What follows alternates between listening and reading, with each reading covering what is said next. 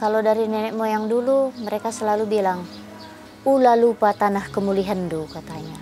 Ingat ija langit ndu ijujung do, tandai ise nande bapandu, katanya. Dalam artian, walaupun kita sudah merantau jauh dan sukses di luar, jangan pernah melupakan kampung halaman. Bahwa melalui Merdang-Merdem ini ada beberapa hal semacam pendidikan buat kaum muda. Salah satunya bagaimana menyikapi bersilaturahmi dengan keluarga besar mereka. Jadi tidak hanya keluarga inti, pada mereka diajarkan bahwa pada suku Karo ada kekerabatan.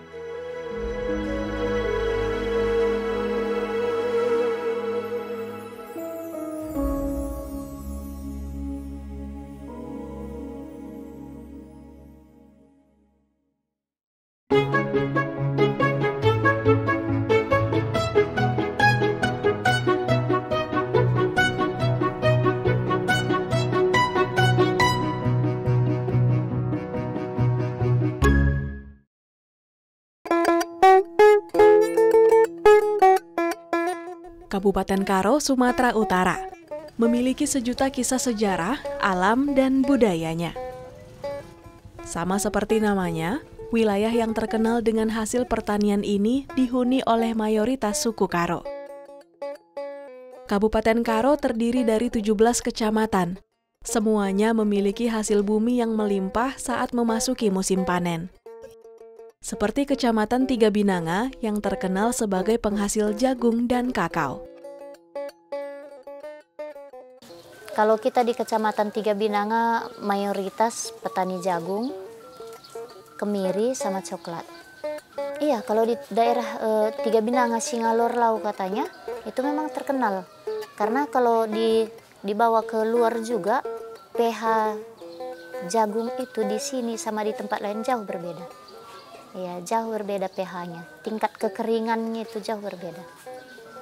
Makanya jagung di sini sama jagung di daerah Kabanjahe misalnya, itu berbeda harganya. Bisa berlipat harganya di sini, di daerah Tiga Binanga sama di daerah Kabanjahe. Kalau hasilnya, kalau seperti jagung rata-rata di sini minimal 10 ton per hektarnya.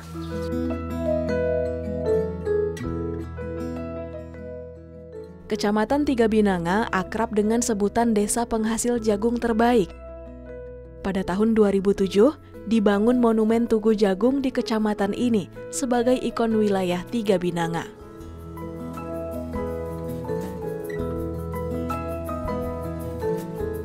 Bujenda adalah bukan doa. Ya bang, senyum kau udah siap di foto. Berkaitan dengan pertanian, masyarakat suku Karo memiliki tradisi yang sudah dilakukan sejak zaman nenek moyang saat memasuki musim tanam. Tradisi ini dinamakan Merdang-Merdem atau kerja tahun. Pada zaman dulu, setelah musim tanam padi selesai, setiap desa di Karo akan merayakan momen Merdang-Merdem. Desa Pertumbukan Tiga Binanga adalah salah satunya. Meskipun tak lagi menanam padi, namun tradisi ini tetap dilakukan setiap tahun sebagai bentuk rasa syukur sekaligus momen berkumpul bersama keluarga besar. Suasananya seperti momen tahun baru ataupun lebaran, sebab Merdang-Merdem menjadi alasan bagi anggota keluarga untuk pulang ke kampung halaman. Kalau dibilang syukuran lah, syukuran. Dalam rangka memilangkan terima kasih kepada Yang Maha Kuasa, dan kami memulai, artinya merdang itu sebetulnya merdang itu kalau bahasa Karaunya sama bisnisnya nanam. Diundang segala tamu-tamu ataupun keluarga kita yang ada di luar daerah ini untuk makan bersama. Iya, keluarga yang jauh banyak berdatangan kalau dulu begitu. Untuk menghapuskan kerinduan yang udah lama. Datanglah dari, kalau ada yang datang dari sana Jawa, kalau merantau dari Kalimantan umpamanya atau dari Bali, lantaran rindunya dia sama orang tuanya, datang dari banyak itu. Nah, bukan orang sini aja. Iya, itu satu tujuan. Nah, Di situlah silaturahmi sama famili semua untuk menghapuskan kerinduan. Merdang Merdem itu berupa pesta rakyat yang diadakan setelah musim tanam. Itu dilakukan rutin setiap tahun. Karena perayaannya itu di bulan Juni pada saat anak sekolah libur juga, jadi itu dikatakan Merdang Merdem Buro Ate Tedeh. Jadi Buro Ate Tedeh itu ibaratnya keluarga yang dari luar datang kembali ke kampung untuk mengobati rindu dengan keluarga yang ada di kampung gitu. Kalau dari dulu pengalaman Merdang Merdem sebenarnya sudah ada pergeseran sedikit tradisinya ya. Karena kalau dari dulu Merdang Merdem ini memang semua saudara yang dari kampung-kampung lain juga itu datang semua. Kalau sekarang karena mungkin perkembangan zaman ya paling udah keluarga-keluarga inti yang datang gitu. Karena tujuannya sebenarnya dulu tujuan nenek moyang kita untuk membuat acara Merdang Merdem ini supaya silaturahmi tidak terputus. Kalau sudah selesai masa panen itu kan kita tinggal menunggu hasil kan, tinggal menunggu hasil. Jadi berharap dengan adanya berkumpul keluarga otomatis ada doa di situ kan. Jadi berharap agar yang sudah ditanam akan mendapatkan hasil berlimpah di kemudian hari. Karena pada saat kerja tahun Merdang Merdem itu juga kita mengadakan ziarah ke kuburan orang tua, minta doa restu gitu. Sejak dulu leluhur ini kan memang mengandalkan pertanian padi untuk sebagai sumber mata pencaharian pokok. Maka itulah dilakukan kegiatan Merdang Merdem untuk ucapan syukur dan untuk memohon perlindungan dari Yang Maha Kuasa.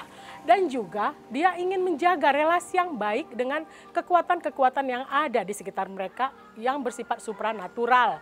Masyarakat Karo mempercayai bahwa kehidupan mereka secara nyata, kehidupan sehari-hari, mereka juga ada yang menjaga secara kasat matanya, yaitu bisa kekuatan dinamisme, animisme, arwah-arwah leluhur. Jadi itulah yang diyakini nenek moyang kita pada masa lalu sebelum masuknya agama. Namun setelah masuknya agama, konteks ini bergeser.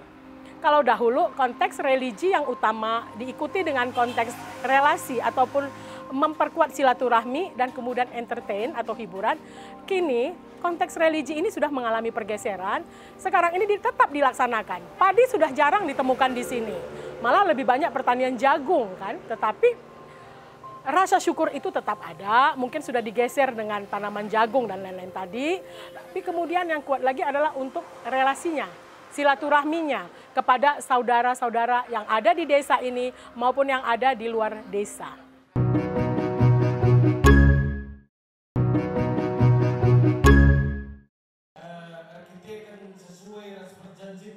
Merdang Merdem atau kerja tahun adalah tradisi suku Karo yang dilakukan 1 tahun sekali. Pesta Merdang Merdem merupakan ungkapan rasa syukur dan harapan untuk masa panen tahun depan serta menjadi momen berkumpul keluarga besar merayakan Merdang Merdem bersama. Secara tradisi, Merdang Merdem dilakukan selama 7 hari dengan rangkaian kegiatan yang sudah ditentukan sejak zaman nenek moyang. Kini, Merdang Merdem dirayakan 2-3 hari, tanpa mengurangi esensi dari perayaannya. Karena kalau di desa kita kan ada sebelum Merdang Merdem ini perayaan besarnya kan ada motong katanya. Motong itu dimulai ini kita kemarin Merdang Merdemnya acara makan-makannya hari Sabtu. Jadi hari Kamis sudah mulai motong. Motong itu namanya mempersiapkan makanan yang akan dimakan di hari Sabtunya. Jadi mulai hari Kamis, Jumat, Sabtu, kalau minggu besok itu nimpa-nimpa katanya. Hari ini makan-makannya, minggu besok nimpa-nimpa. Nimpa-nimpa itu disitulah nanti, kalaupun keluarga kita yang mau pulang, disitulah dibuat oleh-olehnya untuk pulang.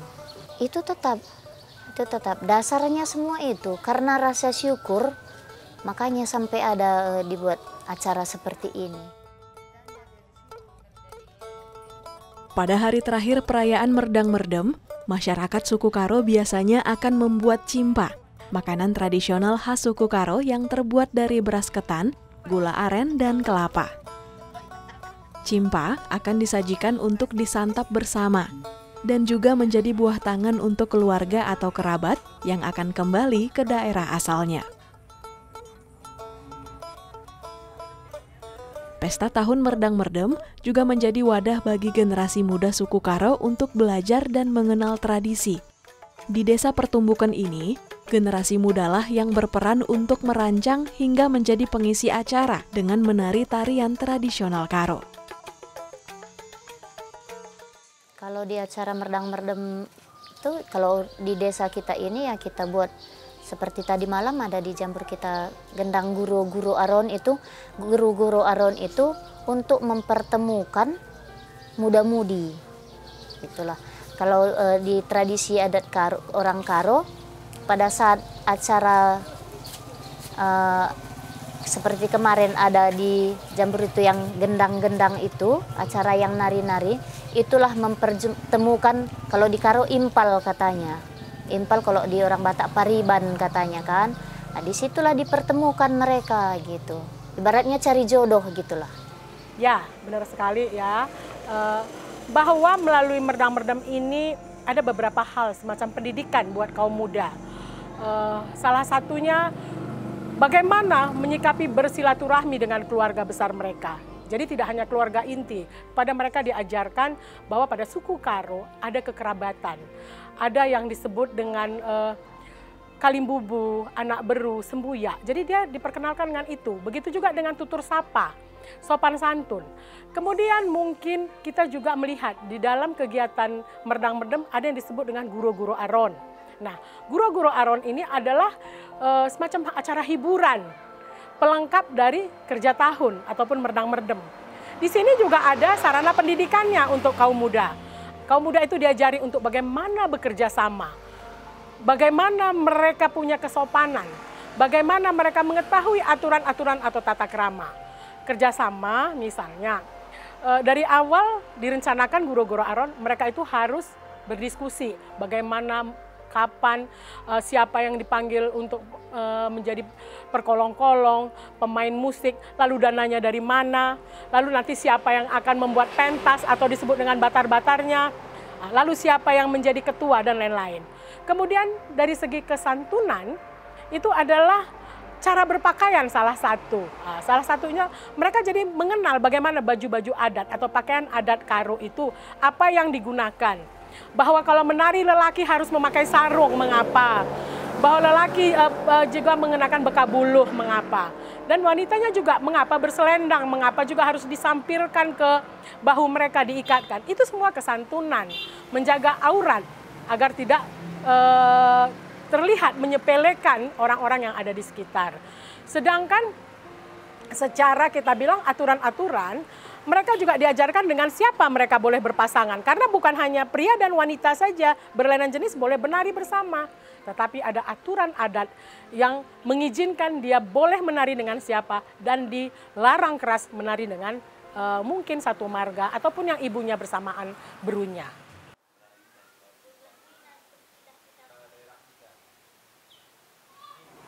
Nah, jadi partisipasi suku muda di desa ini yang saya lihat ya, itu sangat berpartisipasi untuk memeriahkan acara Merdang Merdem ini. Nah, seperti halnya sebelum ketika sudah menentukan tanggal berapa Merdang Merdem tersebut dilaksanakan, nah jadi sebelumnya itu para muda-mudi tersebut itu biasanya melakukan latihan-latihan seperti tarian muda-mudi, tarian anak-anak, bahkan orang tua pun bisa mengadakan tarian khusus khas Karo untuk dilaksanakan di hari H tersebut. Nah, jadi biasanya itu pada bulan Mei orang-orang di sini itu sudah melakukan latihan-latihan atau geladi untuk acara di hari H tersebut. Jadi nanti di hari H tersebut itu muda-mudi ini sangat berpartisipasi karena kan orang muda tersebut, orang muda-mudi tersebut memeriahkan di acara tersebut. Jadi seperti mereka membuat tarian, mengundang dari kalangan luar seperti bintang-bintang tamu lokal seperti itu. Nah, jadi menurut saya itu sangat bagus untuk bagi kami seperti saya juga untuk kalangan muda, dikarenakan bahwasanya bukan hanya saja orang yang di dalam desa tersebut itu melestarikan budaya Karo. Nah, jadi ketika orang muda tersebut sudah menentukan tanggal kerja tahunnya berapa, nah jadi sudah menentukan tanggalnya, maka dari itu kita mengumbarkan ke baik sosial media atau pemerintahan desa membuat suratnya untuk membagi-bagikan ke seluruh wilayah yang ada di Indonesia. Nah, jadi dari orang luar pun, baik orang dari Jakarta, dari Medan, semua itu pada hari-hari tersebut datang, dan para orang tua juga datang membawa anak-anaknya untuk datang ke desa. Nah, jadi orang dari luar tersebut melihat budaya Karo itu di desa kita, dan orang-orang tersebut, anak muda dari luar pun sudah tahu bagaimana melestarikan budayanya sendiri seperti itu. Ya pasti kalau untuk di kepanitiaan itu udah pasti merancang acara itu udah pasti sebaik mungkin lah, Kak. Kami rembukkan di sini soalnya kan banyak tamu dari luar datang ke sini untuk melihat kan. Jadi itu harus menjaga nama baik adat suku Karo juga, dan untuk pemeriahannya pasti kami panitia sudah merancang sebaik mungkin untuk memeriahkan acara di Merdang tersebut. Kalau menurut saya itu sangat penting. Kenapa saya bilang sangat penting? Karena kalau kita tidak memperkenalkan budaya, kalau zaman sekarang ini anak-anak kita terpengaruh dengan lingkungan di luar dari budaya, saya rasa norma-norma itu sudah akan meleset gitu. Jadi yang kita perkenalkan kepada anak kita ini norma-norma budaya. Bagaimana norma-norma adat kita. Kalau di suku Karo, kalau tidak kita perkenalkan, kita lihat anak-anak di luar zaman sekarang kan, cara berpakaian pun sudah seperti apa, ya kan? Kalau di suku Karo itu anak perempuan di rumah tidak boleh pakai celana pendek atau rok pendek, harus pakai sarung, karena itu merupakan suatu kesopanan. Karena kalau kita tidak memperkenalkan kepada anak-anak kita, mereka nggak akan tahu. Seperti saya bilang tadi, seperti kita buat acara keyboard, gendang-gendang seperti tadi malam, biar anak-anak kita tahu. Karena kalau di suku Karo ini kan ada yang layak untuk jadi persunting, layak dalam artian kalau di suku Karo impal gitulah. Kalau yang bukan impal dia nggak bisa mereka bertemu gitu, nggak bisa berumah tangga kalau bukan impal. Gitu. Makanya pada saat merdang-merdam inilah diperkenalkan, ini impal ndu, ini turang ndu gitu. Ya, jadi menurut saya itu acara merdang-merdam itu sangat berpengaruh sekali, Kak, terhadap pelestarian budaya. Nah, bahkan tidak hanya saja di desa, bahkan zaman sekarang ini tidak hanya saja di desa diadakan merdang-merdam. Seperti di kampus-kampus juga sudah membuat acara merdang-merdam, di kota-kota luar. Dia bikin persatuan organisasi gitu, dia juga sudah membuat acara merdang-merdam. Jadi pelestarian budaya itu juga sudah makin meningkat, Pak.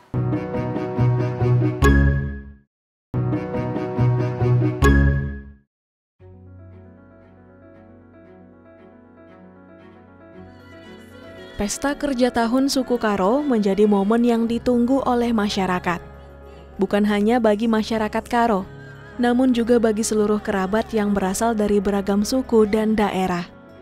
Kini, merdang-merdam menjadi wadah sekaligus atraksi budaya untuk mempertemukan keluarga yang rindu, mengedukasi generasi muda akan tradisi, serta menjadi magnet perhatian banyak orang. Ketika ada acara tahunan seperti ini, seperti kemarin kita lihat yang malam itu, kita tidak tahu lagi mana saudara kita yang muslim, mana saudara kita yang non muslim pada saat mereka menari kan, karena memang kita merangkul semua gitu, merangkul semua. Karena kemarin yang nari itu bukan semua suku Karo, ada yang suku Nias, ada yang suku Jawa, yang memang penduduk kita, semua kita rangkul bersama. Jadi mereka bergabung semua di dalam Karang Taruna itu. Kita tidak hanya berfokus, oh ini orang Karo, suku Karo, oh ini bukan suku Karo. Tidak, dirayakan bersama-sama. Doa-doa kita yang kita harapkan ke depannya, tetap terjalin silaturahmi dengan keluarga, hasil panen melimpah, dan anak-anak kita mendapat keberhasilan semua, baik kita yang tinggal di kampung dan saudara-saudara kita yang tinggal di luar dari desa ini. Harapan ke depannya, kami berharap, saya pribadi berharap, anak-anak muda zaman sekarang ini jangan terlalu terpengaruh, boleh tahu teknologi, tapi jangan pernah melupakan budaya. Karena budaya ini yang membuat akhlak. Karena akhlak itu sebenarnya terbentuk dari budaya. Kalau teknologi modern sekarang, kalau tidak dibimbing dengan akhlak, maka anak-anak kita, generasi muda kita akan hancur. Ada harapan saya yang cukup besar sebenarnya kegiatan ini bisa terus berlangsung ya. Namun berlangsungnya pun bukan asal berlangsung begitu saja. Tetap mengingat sebenarnya aturan-aturan yang pantas secara adat untuk dilaksanakan. Nah, begitu juga dengan makanan-makanan yang dihidangkan, sangat baik juga agar dipertahankan makanan tradisional. Tidak diganti dengan makanan-makanan baru yang bukan merupakan ciri khas masyarakat Karo. Lalu kemudian harapan kepada pemerintah, dan ini juga bisa kepada masyarakat bekerja sama. Tidak salah tradisi ini dikemas menjadi salah satu penunjang pariwisata. Mungkin dengan cara seperti apa, dikemas, lokasinya dibuat tersendiri atau seperti apalah pada saat momentum ini dilaksanakan. Ini kemudian dijadikan salah satu daya tarik buat orang lain dengan melibatkan Dinas Pariwisata dan Kebudayaan. Nah, jadi harapan saya untuk ke depannya supaya kita tetap meningkatkan pelestarian budaya kita, dan juga di dalam melestarikan budaya itu silaturahmi kita dan kekerabatan kita juga semakin meningkat. Jadi orang-orang yang misalnya sudah keluar atau sudah merantau, dia pulang ke kampungnya sendiri banyak. Jadi mereka itu banyak membawa masukan atau ilmu-ilmu yang dari luar ke kampungnya sendiri. Jadi oleh karena itu orang-orang yang di kampung ini sendiri tidak hanya ruang lingkupnya di kampung ini sendiri, tetapi keluar juga. Kalau harapan saya dikembangkanlah untuk pengikat kekeluargaan semua. Antara orang Karo, marganya ada 5. Sembiring, Ginting, Tarigan, Karo-Karo, sama Perangin-Angin. Jadi kalau sempat nanti punah adat istiadat orang Karo ini, mungkin orang-orang muda ini macam mana kejadiannya dulu orang Karo nggak tahu lagi. Kalau dari nenek moyang dulu, mereka selalu bilang, "Ula lupa tanah kemulihan do," katanya. "Ingat ija langit ndu ijujung do, tandai ise nande bapandu," katanya. Dalam artian, walaupun kita sudah merantau jauh dan sukses di luar, jangan pernah melupakan kampung halaman. Jadi tradisi itu jangan pernah dilupakan, karena tradisimu akan menunjukkan identitas dirimu.